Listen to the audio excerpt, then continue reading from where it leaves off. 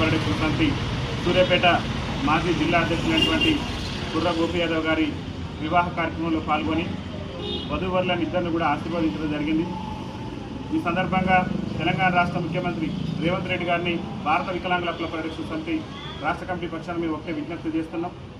ఈ తెలంగాణ రాష్ట్రంలో వికలాంగుల సమాజానికి ఇస్తున్నటువంటి వికలాంగుల వివాహ ప్రోత్సాహ బహుమతి ఏదైతే ₹1,00,000 ఉన్నదో దాన్ని తక్షణమే రాష్ట్ర ముఖ్యమంత్రి గారు 10 లక్షలకు పెంచాలని చెప్పేసి భారత వికలాంగుల హక్కుల పరిరక్షణ సమితి రాష్ట్ర కమిటీ పక్షాన రాష్ట్ర ముఖ్యమంత్రి రేవంత్ రెడ్డి ప్రభుత్వాన్ని మేము డిమాండ్ చేస్తున్నాం। ఎందుకంటే ఒక పక్క వైకల్యంతో బతుకు జీవుడు అంటూ చాలని పింఛన్లతో మేము దుర్భరమైనటువంటి జీవితాలు గడుపుతున్నాం।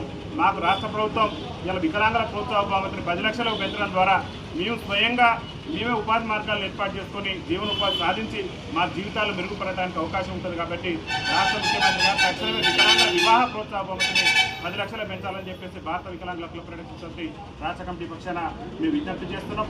అదేవిధంగా రాష్ట్ర ముఖ్యమంత్రి రేవంత్ రెడ్డి గారు అసెంబ్లీ ఎన్నికల సమయంలో మా వికలాంగులకు ఇస్తున్న హామీ మేరకు పెన్షన్ను తక్షణమే 60% చేయాలి।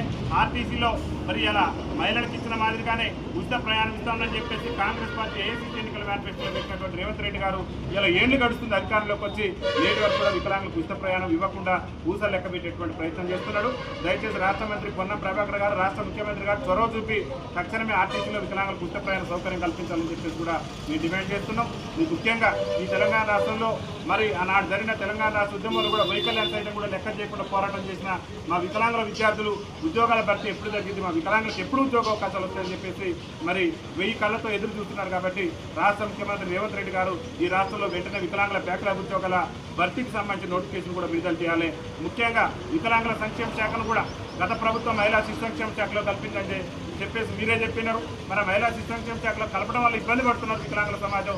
నా కాంగ్రెస్ పార్టీ అధికారంలోకి వస్తే మేము ఎప్పుడు అధికారులకు వస్తాం అప్పుడే వికలాంగుల సంక్షేమ శాఖను ప్రత్యేక శాఖ చేస్తానని చెప్పేసి మీరే హామీ ఇచ్చారు। మరి నేటి వరకు కూడా వికలాంగుల సంక్షేమ శాఖను ప్రత్యేక శాఖ కొనసాగించినటువంటి తీరు అనేది బాధాకరం।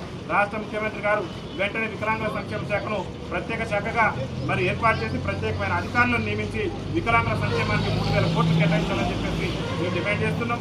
మరి ఈరోజు కార్యక్రమంలో మా గౌరవ జిల్లా అధ్యక్షులైనటువంటి పెద్దలు గౌరవనీయులు మరి పెద్దలైనటువంటి గోగుల శేఖర్ రెడ్డి గారు, అదేవిధంగా పెద్దలు గౌరవనీయులు జిల్లా రాష్ట్ర ఉపాధ్యక్షులు సీనియర్ నాయకులైనటువంటి కొల్లూరి బాబు గారు కూడా ఈ కార్యక్రమంలో పాల్గొన్నారు। వారందరికీ కూడా రాష్ట్ర కమిటీ పక్షాన ధన్యవాదాలు తెలియజేస్తూ ఏదేమైనప్పటికీ కూడా రాష్ట్ర ముఖ్యమంత్రి రేవంత్ రెడ్డి గారు మా వికలాంగుల సమాజానికి ఇచ్చిన హామీలు నెరవేర్చుకుంటే అతి త్వరలోనే రాష్ట్ర ప్రభుత్వం మీద పెద్ద ఎత్తున పోరాటాలు సిద్ధమవుతాం।